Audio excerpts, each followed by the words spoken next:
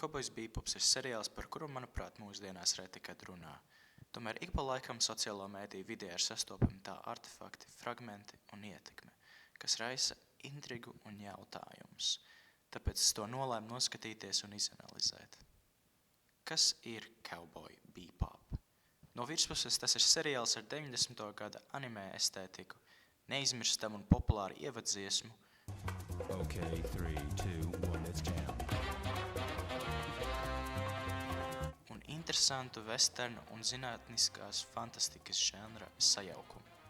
Seriāls šķiet sēriju veida tipa seriāls, epizodām progresējot varoņu situācijas attīstās un atrisinās. Tomēr tam šķiet, ka arī ir sava veida epizodiska seriāla tipa elementi. Proti, varoņi katru epizodi sāk ar vienādiem apstākļiem un pašās beigās status quo paliek tāds pats kā sākumā. Rezultātā Cowboya Bebopa pasaulē laiks šķiet nelīdz galam noteikts. Starp epizodēm ir laika elipses. Nav skaidrs, cik garas ir šī laika nobīdes, bet es domāju, ka tas tā ir ar nodomu. Tā ir savā veidā varoņa perspektīva. Ir tagadne, darbība, kas notiek tieši tagad, un tālā pagātne, atmiņas par pagātnes kļūdām un neatbildētiem jautājumiem.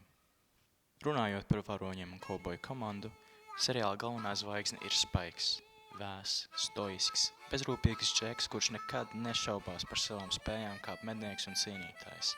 Turpretī viņš vienmēr prioritizē sevi ar ciniskām īpašībām un neļauj sev izveidot emocionālas saiknes ar citiem, ko varētu arī pielīdzināt daudziem citiem varoņiem. Seriāla sākumā Spikes ir līdzdalībā ar Jetu, kura mentalitāte ir diezgan līdzīga kā Clintī. No visas komandas viņš ir garīgi visstabilākais un visus savus lēmumus pieņem diezgan racionāli un arī viedi. Es domāju, ka no visiem pārējiem tēliem viņš ir tas, kurš visvairāk spēj uzticēties un likt cerības uz citiem. Tomēr tā kā viņš dzīvo starp dīvaņiem un noziedzniekiem, viņš apzinās un paredz iespēju, ka kāds bēgtu un nodotu kādu. Runājot par bēgšanu, trešais tēls un pirmais, kas pievienojas sākotnējam pārim, ir Feja, kuras starp visiem pārējiem komandas biedriem ir visradikālākā saistībā ar uzticības problēmām. Viņa ir ļoti ciniska, emocionāli nevaldāma un ļoti egoistiska. Viņa ir ne tikai laba cīnītāja, bet arī regulāri izmanto savu pievilcību un citas manipulācijas, lai iegūtu to, ko vēlas. Es teiktu, ka apmēram trešdaļa no visām epizodēm viņa pamet komandu ar visu atlikušo naudu, lai dotos savās avantūrās, tikai lai liktenis viņu atvest atpakaļ pie komandas. Ceturtais tēls un otrais, kas pievienojas komandai, ir Ains, Velsas korgijs, kuru Spikes pieņēma pie sevis pēc neveiksmīgas atlīdzības ķēriena. Ironiski, ka pats Ains bija daļa no šīs atlīdzības, un tāda lielākoties ir viņa nozīme šajā seriālā. Laiku pa laikam šis mīlīgais sunītis demonstrē augstu apziņu un augstu intelektu, ko mēs kā skatītāji varam redzēt, bet ne tāli. Ains ir diezgan komiski attēlots, taču tas piešķir viegliprātīgu un humorisku kontrastu melanholiskajai atmosfērai un tēmām seriālam. Ļoti līdzīga nozīme kā Ainam ir arī Edam. Viņš savukārt ir traks, dzīvespriecīgs un ekspresīvs bērns, kuram izdzīvošanas instinkti ir līdzīgi kā kapibarai. Eds visu uztver kā spēle, tomēr starp pārējiem komandas locekļiem Edam piemīt unikālas prasmes – datoru uzlaušana. Starp komandu viņš šķiet pārāk nevainīgs un pārāk traks, lai būtu uzticams vai autoritatīvi ietekmīgs. Taču līdzīgi kā Ainam, Edam ir noderīga informācija, kuru nav viegli nodot citiem, jo viņam ir atšķirīgs skatījums uz dzīvi un prioritātēm. Šī iemesla dēļ Eds un Ains ir ļoti tuvi. Edam ir sava pagātne, tomēr lielākoties seriāla gaitā viņš par to neuztraucās. Katras epizodu struktūra puslīdz ir līdzīga. Banda cieši finansiāli, tad viņi saņem publisku paziņojumu par noziedznieku ar milzīgu atlīdzību, ja viņu notvers, tad viņi to dzenā, banda saskaras ar šķēršļiem, kas ir saistīti ar iekšējām problēmām, un viņi to atrisina, nomedījot atlīdzību. Un pašās beigās alga vai nu izslīd no viņa tvēriena, vai arī viņi saņem tikai tik daudz, cik nepieciešams remontam un pārtikai. Tas, kas man šajā seriālā visvairāk patīk, ir skaistā ironija, kas slēpjas aiz katras neveiksmes viņu mēģinājumā dabūt naudas atlīdzību. Starp kosmosa kuģa Bebop ir traģiski tēli. Tēli, kuriem dzīvē nav lielas jēgas, izņemot izdzīvošanu. Viņi ir cilvēku bariņš, kuri vēlas aizbēgt no sāpēm, ciešanām, apņemšanām un pagātnes. Līdzās nāk atlīdzība. Noziedznieks, slepkava, algotnis, kas viņu acīs ir tikai alga. Dažreiz tas ir kāds no pagātnes.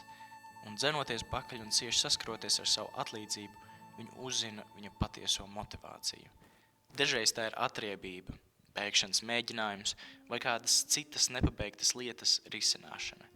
Tas ir cilvēks, kurš dziļi sirdī ir labs, bet nesaprasts un sāpināts. Šie noziedznieku ķērāja epizodes gaitā viņus beigās nodot policijai, nogalina vai atbrīvo, bet jebkurā gadījumā viņi vienmēr izsaka viņiem cieņu un palīdz sevī atrast mieru.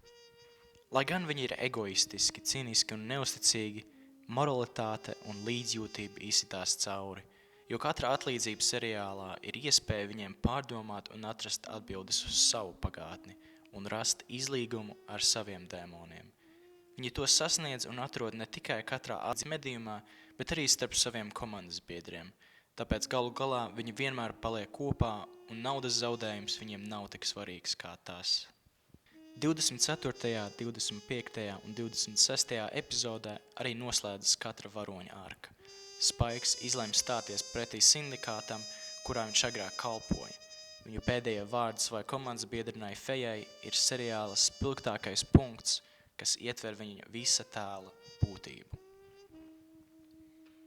Ieskaties šajās acīs. Viena no tām ir neīsta, jo es to zaudēju negadījumā. Kopš tā laika es esmu lūkojies pagātnē ar vienu un tagadnē ar otru. Es biju ticējis, ka tas, ko es redzēju, ir nepilnīga realitāte. Es domāju, ka tas, uz ko es skatījos, bija sapnis, no kuras nekad nepamostos. Bet pēkšņi tas jau bija beidzies. Es nedodos turp, lai nomirtu. Es turp dodos, lai noskaidrotu, vai es patiesi esmu dzīvs. Mana vienīgā kritika par seriālu ir tāda, ka tā var brīžiem šķist diezgan uzpūsta. Seriālā ir 26, 24 minūšu epizodes. Reizēm šķiet, ka tēlu attīstība ir ļoti lēna, notikumi ir puslīdz paredzami un atkārtojoši. Tomēr priekšrocība ir tāda, ka tēlu arkas un izmaiņas šķiet realistiskas, kā arī apjomīgā laika pavadīšana ar šiem tēliem dod lielāku iespēju iemīlēt viņus. Kauboja Bebopa pasaule ir bagātīga un apjomīga ar tēlu aizvēsturi, taču tieši informācija par to visu tiek pasniegta pēc iespējas skopāk. Par politiku, tehnoloģijām un struktūru nekas netiek teikts, tikai kā galvenie varoņi tajā orientējas. Informācija saistībā ar tēlu pagātnēm tiek pasniegta vienos vai divos teikumos. Tas ir Kauboja Bebopa komunikācijas stils. Klusums, dziļi acu skatieni, poetiskas frāzes un nesaistīti komentāri ar divpusēju nozīmi zemapziņā. Visnotaļ es neredzu, ka šis seriāls atbilst mūsdienu skatītāju gaumēm, taču, manuprāt, tajā ir vērts iedziļināties. Ja jums ir kāds interesants viedoklis par šo seriālu, es labprāt to uzklausīšu komentāros. Paldies par skatīšanos!